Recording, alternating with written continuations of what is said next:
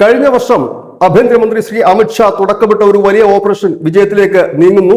ലോക രാജ്യങ്ങളിലൊക്കെ cyber തട്ടിപ്പുകളും cyber ക്രൈമുകളും കൂടുമ്പോൾ ഇന്ത്യ പോലെ ഒരു വലിയ രാജ്യത്ത് 140 കോടി ജനമുള്ള ഒരു രാജ്യത്ത് അത് കുറഞ്ഞു വരുന്നു എന്നുള്ളതാണ് ഏറ്റവും പ്രധാനപ്പെട്ട ഒരു വാർത്ത. 14C Indian cyber crime coordination സെന്ററിന്റെ കീഴിൽ ആ ഒരു നിയമം കർശനമാക്കിയതോടുകൂടി നിയമ നിർവഹണ ഏജൻസികളെയും മറ്റ് ഇടപാടുകളെയും എല്ലാം കൂടെ കോർത്തിണക്കിക്കൊണ്ടുവന്ന ഒരു വലിയ സൈബർ അറ്റാക്കുകൾ ഇല്ലെങ്കിൽ അത്തരത്തിലുള്ള സൈബർ തട്ടിപ്പുകൾ, ഡിജിറ്റൽ അറസ്റ്റുകൾ, അതുപോലെ തന്നെ ഈ മോശം കണ്ടന്റുകൾ ക്രിയേറ്റ് ചെയ്യുന്നവർ, ഇവരെ എല്ലാം പൂട്ടിക്കെട്ടാൻ ഒരുങ്ങിക്കൊണ്ടുള്ള ഒരു വലിയ ഓപ്പറേഷൻ ആയിരുന്നു. അത് പതുക്കെ വിജയത്തിലേക്ക് എത്തുന്നു എന്നുള്ളതാണ് ഇപ്പോൾ ഈ റിപ്പോർട്ടുകളിൽ നിന്നും മനസ്സിലാക്കാൻ കഴിഞ്ഞത്. ഈ തട്ടിപ്പുകൾ തിരിച്ചറിയാനായിട്ടും ഒപ്പം തന്നെ തട്ടിപ്പുകളിലൂടെ പിടിച്ചെടുത്ത പണം തത്സമയം തന്നെ നൽകാൻ കഴിയുന്ന ഒരു സംവിധാനത്തിലേക്ക് കൂടി നാം എത്തുകയാണ്. അതായത് നമ്മുടെ പണമൊക്കെ ഈ ഡിജിറ്റൽ ഇടപാടുകൾ വഴി നഷ്ടപ്പെട്ടിട്ടുണ്ടെങ്കിൽ ഇല്ലെങ്കിൽ കള്ളന്മാർ കൊണ്ടുപോയിട്ടുണ്ടെങ്കിൽ അത് അപ്പോൾ തന്നെ FIR രജിസ്റ്റർ ചെയ്യുകയും അതിനെ ട്രാക്ക് ചെയ്യുകയും പിടികൂടുകയും ആ പണം അധികം കാലതാമസമില്ലാതെ ഓൺലൈൻ വഴി തന്നെ തിരിച്ചു കിട്ടുന്ന ഒരു പദ്ധതിക്കുമാണ് രൂപം നൽകിയിരുന്നത്. അതാണ് ഇപ്പോൾ പതുക്കെ സക്സസ് ആകുന്നത്. എല്ലാ സംസ്ഥാനത്തേക്കും വ്യാപിച്ചിട്ടില്ലാതെ. എന്നാൽ ഇതിന്റെ ഒരു മുന്നോടിയായി കേരളം അടക്കമുള്ളിടത്തെ ചില റിപ്പോർട്ടുകളാണ് പുറത്തു വരുന്നത്. 2024 22,849 കോടി രൂപയാണ് ഈ തട്ടിപ്പിലൂടെ നമ്മുടെ രാജ്യത്തിലെ ജനങ്ങൾക്ക്, വിവിധ ആളുകൾക്ക് നഷ്ടപ്പെട്ടത്.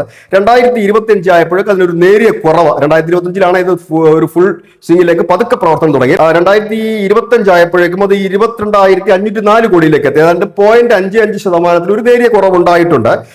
പക്ഷെ ആഗോളതലത്തില് ഈ തട്ടിപ്പ് വളരെ ഉയർന്നു നിൽക്കുന്ന സമയമായിരുന്നു 2025 എന്ന് പറയുന്നത്. $16 ബില്യൺ തട്ടിപ്പാണ് ലോകത്ത് മുഴുവൻ നടന്നത്. പക്ഷെ അത് നോക്കുമ്പോൾ ഇന്ത്യയിൽ വളരെ കുറഞ്ഞിരിക്കുന്നു എന്ന് തന്നെ പറയേണ്ടി വരും. 2023 അമിത്ഷായുടെ നേതൃത്വത്തിൽ ഈ ഒരു സൈബർ കുറ്റകൃത്യങ്ങൾ തടയുന്നതിന് വേണ്ടി നിയമം കുറച്ചൊരു കർശനമാക്കുകയും പുതിയ സാങ്കേതിക വിദ്യയിൽ ഒരു സൈബർ എൻഫോഴ്സ്മെന്റ് ഏകോപനം കൊണ്ടുവരികയും ചെയ്തത്.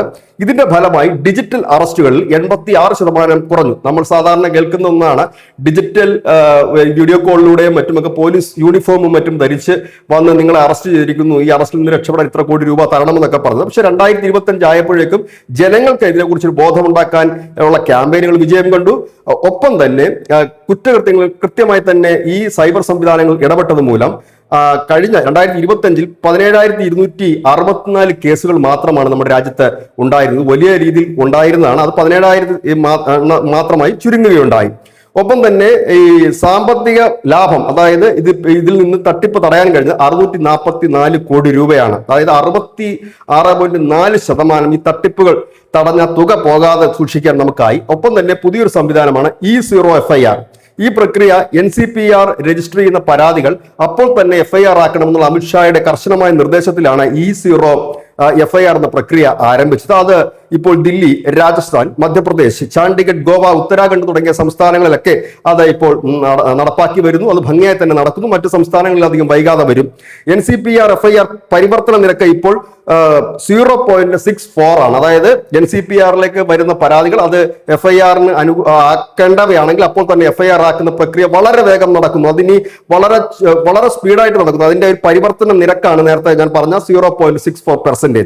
ഇനി നിയമവിരുദ്ധമായി ഇന്റർനെറ്റ് ഉള്ളടക്കം നീക്കം ചെയ്യുന്നതിന്റെ ഭാഗമായി സംസ്ഥാന തലത്തിലുള്ള പോലീസ് നടത്തിയ വലിയ നീക്കങ്ങൾ, ആ നീക്കങ്ങളുടെ ഫലമായി തന്നെ അനവധി കേസുകൾ, പ്രത്യേകിച്ച് ഈ വാതുവെപ്പ്, അതുപോലെ ഈ റമ്മി കളി, അങ്ങനെയുള്ള ഈ പൈസ മുടക്കിയിട്ടുള്ള ഗെയിമിങ്, ഇതിന്റെ എല്ലാം കേന്ദ്രങ്ങളെയും ഇല്ലെങ്കിൽ അത്തരക്കാരെയും പൂട്ടിക്കെട്ടാൻ കഴിഞ്ഞിരിക്കുന്നു. അതിന്റെ ഒരു വിവിധ സംസ്ഥാനങ്ങളിൽ നടന്ന ഒരു ഓപ്പറേഷൻ കൂടി നമുക്ക് പരിശോധിക്കാം. ദില്ലി പോലീസ് സൈഗോൺ എന്ന് പറയുന്ന ഓപ്പറേഷൻ 1.0, 2.0, 3.0 സൈഗോൺ നടത്തുകയുണ്ടായി. ഈ ഒരു വഴിയിൽ അനേകം തട്ടിപ്പ് ദില്ലിയിൽ തടയാൻ കഴിഞ്ഞു. കേരള പോലീസിന്റെ മ്യൂൾ ഓപ്പറേഷൻ സൈഹണ്ട് നടന്നു. ഗുജറാത്ത് സെന്റർ ഫോർ സൈബർ എക്സലൻസിൽ ഓപ്പറേഷൻ മ്യൂൾ ഹണ്ട് നടന്നു. രാജസ്ഥാനിലെ കച്ച്മാൻ, ദിദ്വാന തുടങ്ങിയ സ്ഥലങ്ങളിലെ വലിയ ചൂതാട്ട കേന്ദ്രങ്ങളുടെ ആ ഒരു സൈബർ വിങ് തകർക്കാൻ കഴിഞ്ഞു. നമുക്കറിയാം, നമ്മുടെ നാട്ടിൽ പോലും ഈ റമ്മികളെയും മറ്റുമൊക്കെ പ്രോത്സാഹിപ്പിക്കുന്ന പരസ്യങ്ങൾക്ക് ഉൾപ്പെടെ പൂട്ടുവീണതും പല ബ്ലോഗർമാരും ഇത്തരം പരസ്യങ്ങളെ പ്രൊമോട്ട് ചെയ്യുന്നതായി കണ്ട് അവരുടെ അക്കൗണ്ട് തന്നെ ഡിലീറ്റ് ആയി പോകുന്നതൊക്കെ നമ്മുടെ കേരളത്തിൽ കണ്ടതാണ്.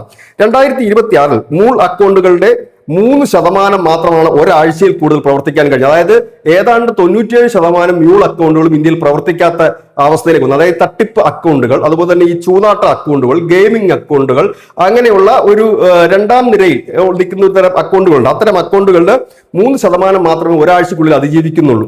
അതായത് ഒരു അക്കൗണ്ട് തുടങ്ങി അതങ്ങോട്ട് സർക്കുലേറ്റ് ചെയ്ത് വരുമ്പോൾ തന്നെ അത് ഇല്ലാതാകുന്ന ഒരു പ്രക്രിയ നമ്മൾ പൂർണ്ണമായി വിജയത്തിലേക്ക് എത്തിയെന്ന് തന്നെ ഈ കണക്കുകൾ സൂചിപ്പിക്കുന്നുണ്ട്. ഒപ്പം തന്നെ 36,220 APS ഈ ഡിവീസുകൾ ഇനാക്ടിവേറ്റ് ചെയ്യാൻ കഴിഞ്ഞു. ഐഡിയൽ ഇനാക്ടിവേറ്റ് ചെയ്യാൻ, ബ്ലോക്ക് ചെയ്യാൻ കഴിഞ്ഞിരിക്കുന്നു.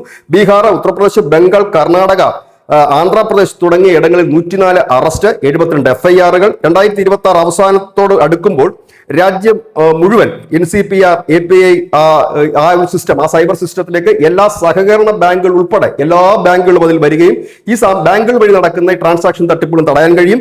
NCPR, CFCF, RMS SOP വഴിയാണ് ഈ സംവിധാനം എല്ലായിടത്തേക്കും കണക്ട് ചെയ്തിരിക്കുന്നത്. കസ്റ്റഡി പണം എത്രയും പെട്ടെന്ന് തിരിച്ചു കൊടുക്കാനുള്ളതാണ് ഇതിനകത്ത് ഏറ്റവും ആകർഷകമായ ഒരു ശ്രമം. നമുക്കറിയാം, സാധാരണഗതിയിൽ ഈ പിടിച്ചെടുക്കുന്ന പണമൊക്കെ കിട്ടാനുള്ള ഒരുപാട് കാലതാമസമുണ്ട്. അതിനായി പല കോടതികൾ കയറി ഇറങ്ങേണ്ട ഒരു സാഹചര്യമുണ്ട്. എന്നാൽ ഈ പിടിച്ചെടുത്ത പണം വളരെ പെട്ടെന്ന് തന്നെ ഈ വ്യക്തികളുടെ കയ്യിലേക്ക് എത്തിച്ചേരുന്ന ഒരു സംവിധാനമാണ് ഇപ്പോൾ രൂപീകരിച്ചിരിക്കുന്നത്. അതും വിജയകരമായി തന്നെ മുമ്പോട്ട് പോകുന്നു. അതിന്റെ പ്രധാന കാരണമെന്ന് വെച്ചാൽ ഈ അക്കൗണ്ടുകൾ തത്സമയം ട്രാക്ക് ചെയ്യാൻ ഇപ്പോൾ 60-ലധികം ബാങ്കുകൾക്ക് ഈ സംവിധാനം വഴി കഴിയുന്നുണ്ട്. അതായത് നമ്മളുടെ പണം എങ്ങോട്ട് പോകുന്നു, നമ്മളിലേക്ക് ആര് പണം വരുന്നു എന്നുള്ളത് കൃത്യമായി തന്നെ ഇപ്പോൾ ട്രാക്ക് ചെയ്ത് പോകുന്നുണ്ട്. ഇതുമൂലം തന്നെ 9,500 കോടി രൂപയുടെ തട്ടിപ്പ് തടയിടാൻ കഴിഞ്ഞു. ഈ പൈസ തിരിച്ചു കൊടുത്തതിന്റെ ഒരു ഉദാഹരണമായിട്ട് ഇപ്പോൾ പുറത്തു വരുന്ന ബാംഗ്ലൂരുവിലെ രാജാജി നഗറിൽ നിന്നുള്ള മഹേഷ് ബാബു എന്ന് പറയുന്ന വ്യക്തി സൈബർ തട്ടിപ്പ് മൂലം 2025 നവംബർ 5-ാം തീയതി 2.16 കോടി രൂപ നഷ്ടപ്പെടുന്നു. ഇദ്ദേഹം 1930 എന്ന ടോൾ ഫ്രീ നമ്പറിൽ ഈ പരാതി അറിയിക്കുന്നു. തുടർന്ന് അദ്ദേഹം പരാതി രജിസ്റ്റർ ചെയ്യുന്നു. FIR രജിസ്റ്റർ ആകുന്നു. അന്വേഷണം മുമ്പോട്ട് കൊണ്ടുവന്നു. വളരെ വേഗം തന്നെ ആ പണം തിരിച്ചു പിടിക്കാൻ കഴിഞ്ഞു. ഈ പോയ പണം തിരിച്ചു പിടിക്കാൻ കഴിഞ്ഞു. അത് 100% തിരിച്ചു പിടിക്കുക മാത്രമല്ല, റീഫണ്ട് ചെയ്യാനും കഴിഞ്ഞു. അതായത് സൈബർ തട്ടിപ്പ് തടയിടുക മാത്രമല്ല, നിമിഷ നേരം കൊണ്ട് ആ പണം തിരിച്ചെടുത്ത് ആ വ്യക്തികളിലേക്ക് എത്തിക്കാനും കഴിഞ്ഞു. ഇത് കഴിഞ്ഞ 2 വർഷമായി രാജ്യവ്യാപകമായി യൂട്യൂബ്, ഓൺലൈന്, ഇൻസ്റ്റാഗ്രാം, അങ്ങനെ വിവിധ മാധ്യമങ്ങളിലൂടെയും പത്രങ്ങളിലൂടെയും ബസ്സുകളിലും ട്രെയിനുകളിലും മറ്റുമൊക്കെ ഉള്ള വലിയ പരസ്യങ്ങളിലൂടെ ജനങ്ങളെ കൂടെ ബോധവാന്മാരെയാക്കിക്കൊണ്ടാണ് ഈ ഒരു വലിയ മുന്നേറ്റം നടത്താൻ കഴിഞ്ഞത്. മറ്റു രാജ്യങ്ങളിലൊക്കെ വലിയ രീതിയിൽ, ലോകത്തിന്റെ എമ്പാടും വലിയ രീതിയിൽ തട്ടിപ്പ് നടക്കുമ്പോഴാണ് ഇന്ത്യ പോലെ 140 കോടി ജനമുള്ള ഒരു രാജ്യത്ത് ഇത് തുടങ്ങിയ സമയത്ത് തന്നെ വലിയ രീതിയിൽ തന്നെ വിജയത്തിലേക്ക് നീങ്ങുന്നു എന്നുള്ളൊരു വാർത്തയും പുറത്തു വരുന്നു. News desk, news India Malayalam.